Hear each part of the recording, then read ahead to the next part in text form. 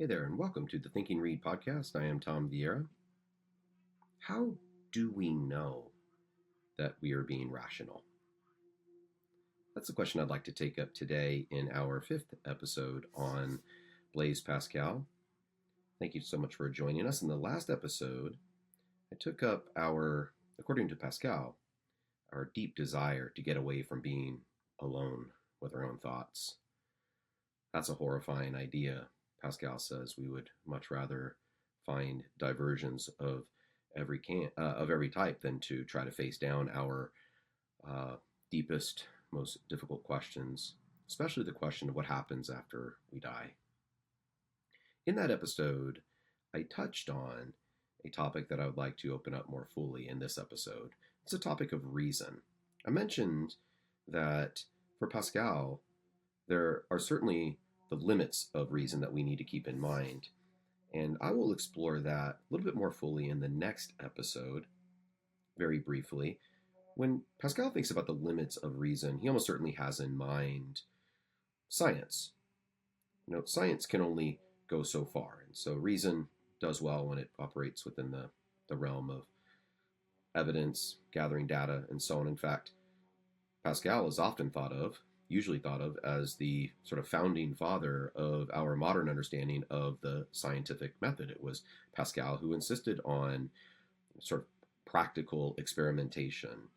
For example, he took his brother-in-law with him and went up on this mountain and did some experiments on barometrics, essentially trying to determine pressure in relation to elevation, things like that. So he's absolutely committed to a careful use of reason, perhaps because the flip side of that he knows is the all too easy problem of falling into a bad use of reason, misuse of reason. So in any case, the limits of reason, we can only go so far with reason, and then there's faith.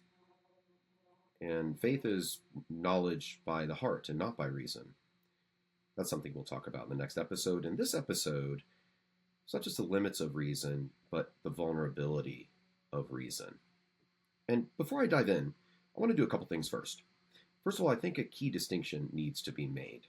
The distinction between reason itself, let's say, and the exercise of reason, the use of reason. Because I don't think Pascal thinks there's a problem necessarily with reason itself. We could read Aristotle's logical works, for example, and discover principles of reason. We can find that the modus ponens syllogism is a perfectly valid syllogism. If P, then Q, P, therefore Q. Something wrong with that. It's always reliable in the same way that 2 plus 2 will always be reliable. However, it's a different matter when we start talking about our human beings, our use of reason. There are plenty of things in human life that threaten our effective, proper use of reason. And what's worse, we often think we're being rational when we're not. So before I go back into the pensée, let me take us, this might be a surprising twist, I don't really know, but I'm super excited about this. I want to go to a Shakespeare play. I think one of his masterpieces, really one of his best, and it's the play Othello. Now, Pascal did not read or encounter Shakespeare in any way, as far as we can tell. It would have been theoretically possible. Othello, for example, was published about 20 years before Pascal was born. But Pascal was raised, his father gave him an education that was not really steeped in literature.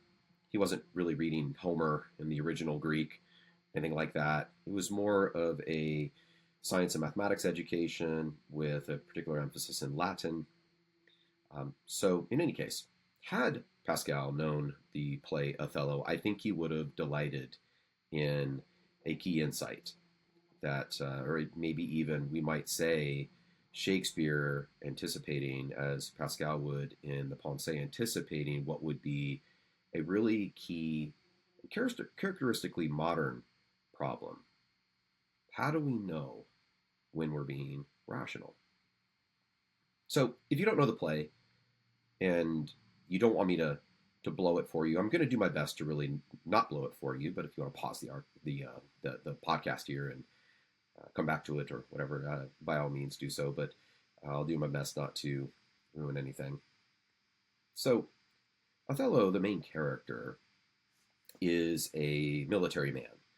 And the play begins in Venice. There's a bunch of Venetian aristocrats. And the thing with Othello is that he's not Venetian at all. He's actually from Africa.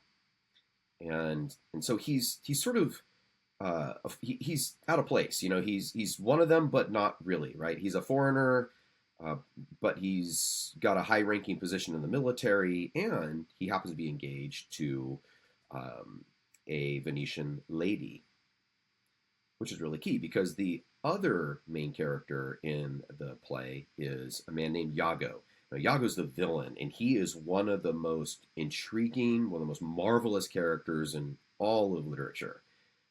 He's a fascinating villain. Now, you need to know that Othello is characterized by his trusting nature, and Iago knows this. And you also need to know that Iago cannot stand Othello. He's got a real chip on his shoulder.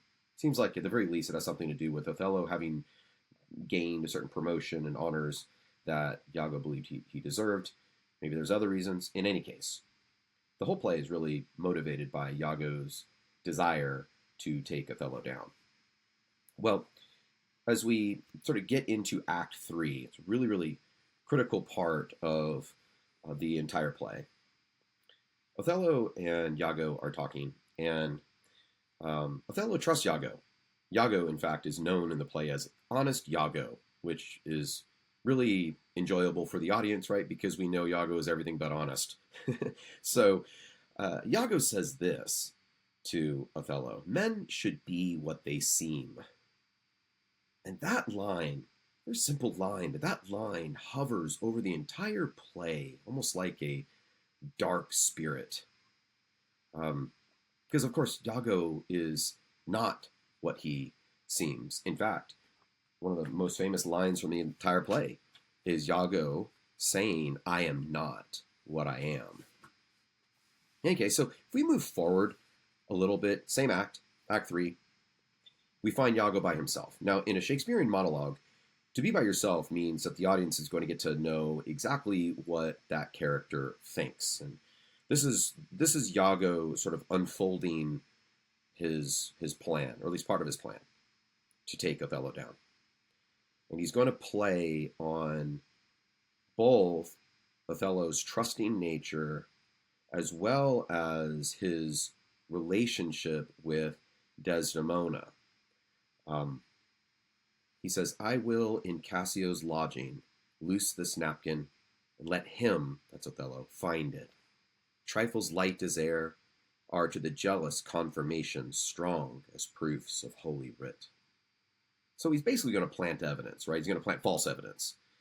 And he's going to have Othello find this. Now, what's really key is that Iago knows something. To somebody who is overcome with jealousy, small pieces of seeming what we might think of as evidence, and might not even be evidence, Iago calls them trifles, will seem to the jealous person like overwhelming confirmation of the truth of the matter. So that's a really interesting insight, right? Now, if we can back up in Act 3 just a little bit, I kind of skip past this, but I want to come back to this because there's a really key part about this whole scene this act that we can't miss. So back to when Iago and Othello are talking to one another. Othello says this: "Nor from mine own weak merits will I draw the smallest fear or doubt of her revolt, for she had eyes, and chose me. No, Iago, I'll see before I doubt. When I doubt, prove. And on the proof, there is no more but this: away at once with love or jealousy." So the thing is, Othello thinks he's being rational. He thinks he will just follow the data. But I won't rush to conclusions. I will wait for the right evidence. If there's the evidence there, sure, that's fine, but I'm going to be rational about this whole thing. I'll let you draw your own conclusions about what you think happens in the play. Again, how do we know when we're being rational? Well, Othello thinks he's being rational, and Iago knows how to take full advantage of that. Shakespeare knew his Montaigne. He was deeply indebted to Michel de Montaigne. I brought up Montaigne in a previous episode, the French philosopher living toward the end of the 1500s, in fact. His life, I believe, did overlap with Shakespeare some. But in any case, we do know that Shakespeare was profoundly impacted by Montaigne. Montaigne really loved to sort of expose holes in our sense of rationality and our sort of arrogant sense of ourselves. We tend to place, human beings that is, tend to place ourselves kind of in the center of all things. He has a very famous line in one of his most famous essay, in fact. He has a very famous line talking about how when he's playing with his cat, how does he know that it isn't his cat playing with him? Things like that just sort of try to expose the self-centeredness, the folly that comes with our sense of rationality, or this is becoming much more of a theme in European culture, and Montaigne saw it coming. Of course, he is in the wake of the Copernican revolution that happened in the middle of the 1500s. Galileo was coming. Montaigne would never meet him. Galileo was coming, though. Descartes was coming. I mean, the move of European culture was toward greater and greater sort of sense of self and rationality, and the rationality of all things, of the whole universe. Montaigne really loved to poke holes in all that. You know who else was profoundly impacted by Montaigne? And that was Blaise Pascal. Pascal started reading Montaigne in the 1650s, not long before he started writing the Pensées, and Pascal himself was really indebted to Montaigne in several ways, but I think no way more important than this insight that Montaigne has about human nature, that what seems to be rationality a lot of times is the predominance of some other motive, some other passion. And so there's a real vulnerability, not to reason itself, again, but to our exercise of it, to our ability to be rational. And so what I'd like to do in the rest of this segment is take you to a few places in the Pensées, out of the Penguin Classics version, Pensées 44 and 45. I will also touch on, let's see here, Pensée 48, I believe it is. I have it right in front of me. Yes, Pensée 48, and then I will end up with Pensée 131. So if you have the book and you're wanting to work along, that's where I will be. In Pensée 44, he says a very Montaigne-like or Shakespeare-like thing. How absurd is reason? The sport of every wind. Sort of affected by the wind here, sort of metaphorically speaking of different things, passions and whatnot that come along and move us in ways a lot of times unexpected. Pascal actually thinks that we can identify, at least to a certain extent, some of the things that threaten reason, undermine it. And he identifies interest and illness, those two things in particular. And that makes a lot of sense, right? It's hard to be rational. It's hard to think with a clear head when you're dealing with a bad diagnosis, when you're dealing with severe illness, as Pascal himself knew in his life. And then there's interest as well. You can see that with Othello, right? His involvement in this relationship with Desdemona and the way that affects his feelings, his emotions, etc. I mean, it's very hard to think clearly in the midst of that, even though he believes he can maintain a kind of clarity and rationality about it all.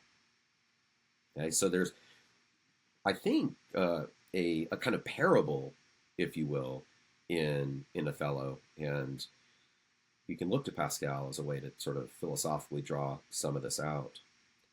I'm going to go beyond where I just left off in that passage. How absurd is reason, the sport of every wind. I should list almost all the actions of men who hardly stir except when jolted by imagination. And that word imagination I'm going to come back to in just a moment. For reason has had to yield, as its wisest, adopts those principles which human imagination has rationally introduced at every turn. Anyone who chose to follow reason alone would have proved himself a fool. So certainly Descartes, kind of lurking in the background of this passage here, in the context, following reason alone. That's, there's something foolish about all of that, because we have this thing called imagination, he says. Now, imagination for Pascal is a technical term. I think it has a specific meaning in the Pensée, and I don't think it's really given enough attention, quite honestly. So if we go to the beginning of this Pensée, I was reading from more in the middle of it. If we go back to the beginning of 44, he says, imagination is the dominant faculty in man, master of error and falsehood, all the more deceptive for not being invariably so. So it's this thing in us that moves us to accept, to assent, to believe, quite often when we shouldn't. And he gives a great example of this. He says, you take the greatest philosopher in the whole world, most rational guy you can imagine, put him on a plank, and make the plank fairly wide. It doesn't have to be skinny, make it fairly wide. And have that plank over a precipice below, right? Extended over a precipice below. Put that great philosopher on that plank. And although his reason may convince him that he is safe, Pascal says, his imagination will prevail. He wouldn't be able to stand there without breaking into a cold sweat. So how relatable is that? Right? We, in spite of our best efforts to exercise reason, there's no reason in this case for the philosopher to be afraid, and yet how difficult would it be to avoid that kind of emotion? Same thing with Othello and his situation with Desdemona. So we I guess can get that, and it's very easy to at least for me, that's persuasive to a certain extent, especially when we're talking about really powerful emotions, powerful things that come along, not just a little breeze, but a gust of wind, a storm, the storms that come through in life. It doesn't have to be bad things, right? Falling deeply in love, a lot of times is a context for somebody to not think very clearly. But it could be, bad diagnosis, situation like Othello, right? A situation of jealousy, etc., right? But here's the thing. This is the key point. Pascal says it's not just those really major swings of emotion or developments of feeling and so on. He says this in Pensée 48. The mind of this supreme judge of the world is not so independent as to be impervious to whatever din may be going on next nearby. It does not take a cannon's roar to arrest his thoughts. Okay, so he's addressing this specifically. It doesn't take a cannon an explosion of passion, an explosion of some circumstance to thwart our reason. He says the noise of a weathercock or a pulley will do. Do not be surprised if his reasoning is not too sound at the moment there is a fly buzzing round his ears. That is enough to render him incapable of giving good advice. Okay, so that's how vulnerable we are. That's how susceptible we are to losing our ability to think with clarity. And again, the key here, there's a subjective element, the problem that we think we are rational. I'm going to end up with Pensée 131. It's in this Pensée, I brought it up in a previous episode, it's in this Pensée later on in the passage where Pascal brings up man being a sort of freak, an oddity, a paradox, he said. It's a great passage, beautiful passage. Leading into that passage, he says, look, there's no certainty in life apart from faith. That's it. Apart from faith, there's really no certainty. And again, we'll take up this idea of faith. I think there's an epistemology involved there, which is philosopher talk for a sort of a theory of knowing, a theory of knowledge. There's a knowing by the heart that I think is really interesting in Pascal, and we'll get to.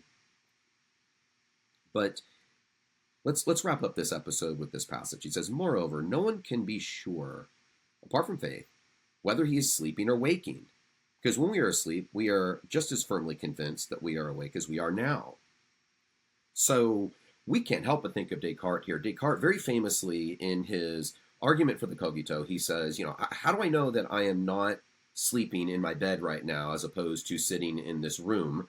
How do I know that what I see in front of me right now is not just some experience I'm having because of an evil demon tricking me? It's very much like the Matrix movie, if you're familiar with that. It all sort of looks real, but it is. How do I know, right? So, what a question. Pascal's not all that convinced. He doubts even, Pascal that is, doubts that we could even doubt like this. In another pensée that I won't read right now, he says, we can't even doubt. He doubts that we can even doubt the way Descartes wants us to. The interesting part about this pensée is what he says here. What then is man to do in this state of affairs? Is he to doubt everything? To doubt whether he is awake, whether he is being pinched or burned? Is he to doubt whether he is doubting? To doubt whether he exists? No one can go that far, and I maintain that a perfectly genuine skeptic has never existed. Nature backs up helpless reason, stops it from going so wildly astray. Interestingly, Friedrich Nietzsche, the 19th century German philosopher, he died, in fact, in 1900, he will take up a critique of Descartes as well. I think Nietzsche's is maybe even more devastating than Pascal's here. But as a similar line of thought, there are assumptions built into Descartes. This idea that Descartes successfully flushed out every presupposition, every assumption, Pascal thinks is foolish. That did not occur. It did not occur with Descartes. He said, I've never met somebody that was able to do that, and Pascal actually met Descartes. So I've never been able to meet a true skeptic like that could really doubt in that way. Nature doesn't let us go that far. Curious what he means by that. I won't take that up now. But I do think that there's something here where Pascal is saying, look, to know whether I'm awake or asleep is not a matter of reason. Reason can't settle that. There's no evidence conclusive to solve that one. Faith is how I know that. Well, that just raises the question of how do I know that? What does that mean? What are we talking about here? So we'll go into that topic next time. I hope you enjoyed this segment. Thanks so much for being with me. Our question is to think or not to think. Bye for now.